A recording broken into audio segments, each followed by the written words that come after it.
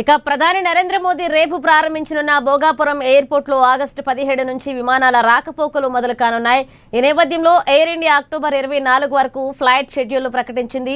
హైదరాబాద్ భోగాపురం మధ్య రోజుకు 5 సర్వీసులు, బెంగళూరు భోగాపురం మధ్య రోజుకు 2 సర్వీసులతో పాటుగా ఆది శుక్రవారాలు మినహా మిగిలిన 5 రోజులు మరో సర్వీసులు నడుపుతున్నామన్నారు. ఇక విజయవాడ భోగాపురం మధ్య రోజుకు 4 సర్వీసులు నడుపుతున్నట్లుగా ఎయిర్ ఇండియా తెలిపింది.